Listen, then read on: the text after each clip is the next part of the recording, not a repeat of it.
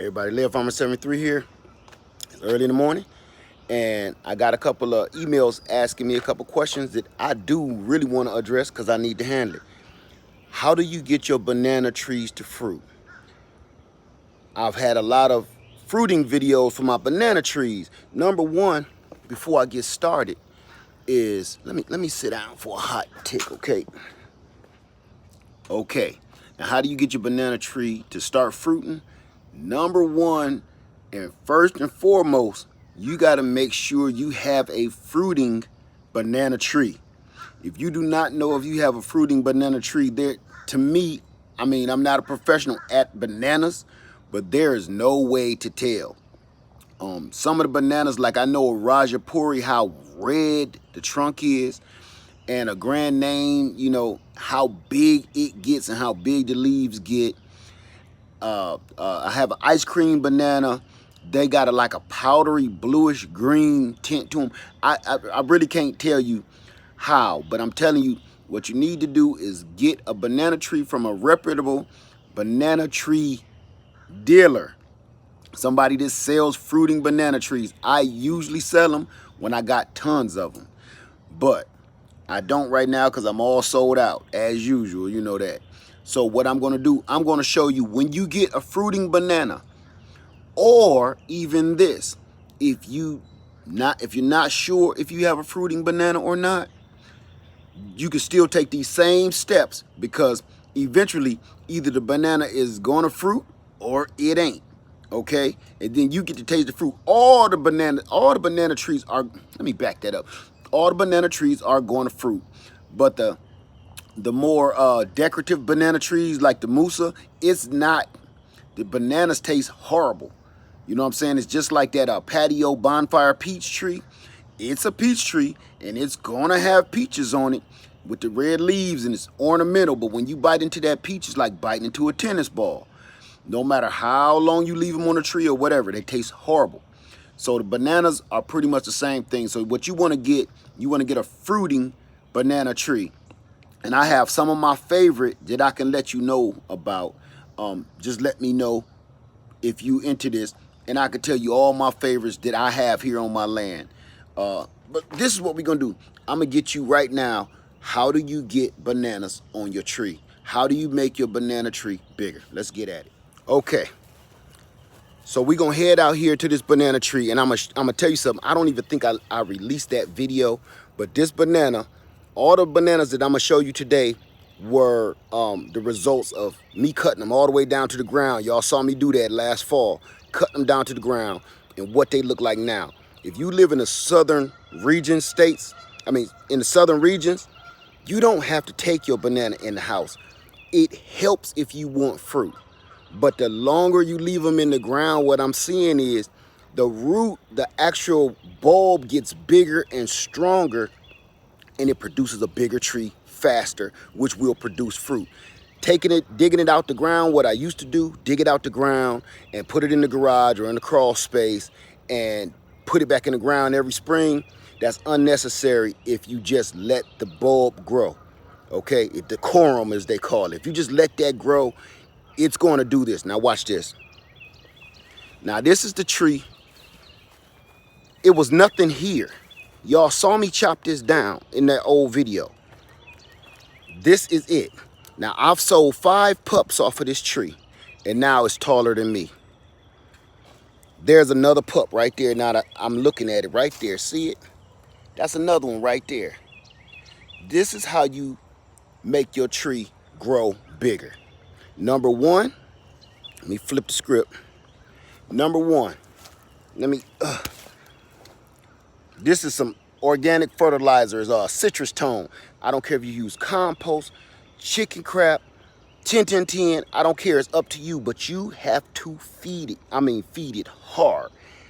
Feed it a lot, I don't care. Kitchen scraps, everything you can think to put under your banana, put under it. Chop and drop, you name it. So I'm gonna show you exactly what I do right now. Okay, number one, here's that organic fertilizer. You just put that, it's a hole right there where I dug a pup up. And I'm just gonna dump all of that in it. And see, this corum is so big that this was the old tree from last year. I dug up 2 or 3 pups around here, 2 or 3 around the back, and one is coming up. So this corum is the circumference is probably all of this greenery you see here. So I just leave this here every year. Now, here's the part that's gonna hurt your feelings, okay? Number 2, because what we're trying to do is get this plant as big as possible, as fast as possible, because once it reaches a certain size and height, it's ready to have babies. Dig up all your pups from around the base right here. Dig all of those pups up, because what they're doing is sucking all the energy from the mother plant that wants to produce bananas and pups. So dig all your pups up from there, so all the energy can go into your banana tree. Now here's the part gonna hurt your feelings. All right, hold on. Okay, this the part gonna hurt your feelings. Get your knife. It's time to make it happen, okay? So what we doing now is, see all of these beautiful leaves, big beautiful leaves. This is one of the parts where you don't really want to do it because it's so beautiful. Look, I'm gonna stand back here. Don't want to step on my peppers. See all how it's perfect. Those little leaves at the bottom are sopping up energy that it could be using to grow and produce bananas. Take them off. It's gonna look weird at first, but trust and believe. Watch this. Let me get this on camera, make sure it's on there. Whop. This one gotta go. Whop. This little one around the back gotta go. Whop. And even, I'ma even take this little guy here. Well, he a little bigger, but I'm gonna take him too. Whop. Now, that's it. Now I left 2 leaves on this tree right here. I'm gonna go throughout my yard and do all my bananas like that. But all of that energy is gonna go into this one tree, this one plant. No leaves, no none of that. So I'm gonna chop these leaves up and leave them around the base. I'm not gonna leave them big, but I'm gonna chop them up real fine and leave them around the base. Now here's the other thing. Tons and tons and tons of water. Tons of water. You can't water these things enough. They can actually survive in just water. When they're dormant, like over the winter, you don't want to leave them in water. But during the summer, hot months, they can live in water, just water. So drown them with water. If you got a wet spot in your yard, put them over there for the summer. Dig a hole and just leave them there for the summer. But you want to drown them with water. Water and food. Water, they're greedy, they freaking fiends. So that's how you do it. Now this tree, as you can see, it's a little bit taller than me right now. Watch what happened, I promise you. Watch what happened in about 30 days. I'm gonna show you how big it is and what it's doing. Now, whether I get fruit or not this year, because I'm starting this really late, you should be doing this early. When it's still this little like that pup, you should be clipping those leaves constantly, because they sop up too much energy, okay? So what we gonna do, I'm gonna head back over here. Let me get my cow. Ooh, come on, leg.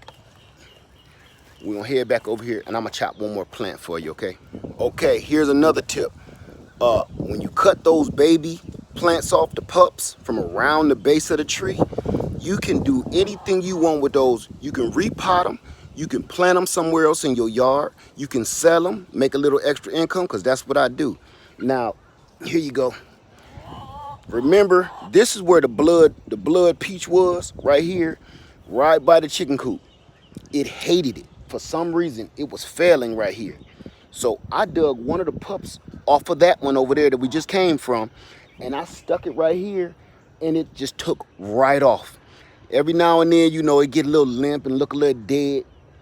You want to cut that pup off, let it dry for a few hours. You want that corum, the root ball, to dry a little bit, and then stick it in the ground. And bam, here you go. That has tripled in size in just a couple of weeks. So there you go. Now what I'm going to do, same thing. I'm getting the chance to start this one early. Take that little leaf off. Oh, let's come up with it. Bam. And I'm gonna leave these 3 on there, but I'm gonna continuously take those leaves every time, every chance I get. I'm gonna take those leaves because I want this tree. Y'all see how little it is? Give me 30 days, watch what happens. I'm gonna grow this little baby pup into a monster because under the ground, under that ground down there, is a corum growing. And it's getting huge because that's some good soil down there and it stay moist. That's probably why that peach didn't like it. So, trust and believe, that works. And that's how I get not peaches, that's how I get bananas every year, okay? So if you have any questions, please put them in the comment box because I love doing this. I got started with bananas like 4 years ago and I get fruit off of them and it just works. You gotta feed them. You gotta water them. You gotta drown them. And you gotta gorge them with feed.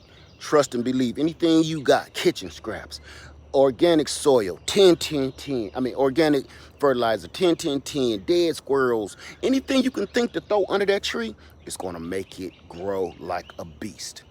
So, I hope this helped you out because I'm gonna go out here and I'm gonna chop and trim them big giant bananas up and I'm gonna head back in the house. So that's it, you guys. Laird Farm 73. You know I love you. I hope this helped you. Please, if you got any questions about it, please let me know, okay? Love you, and I'm out.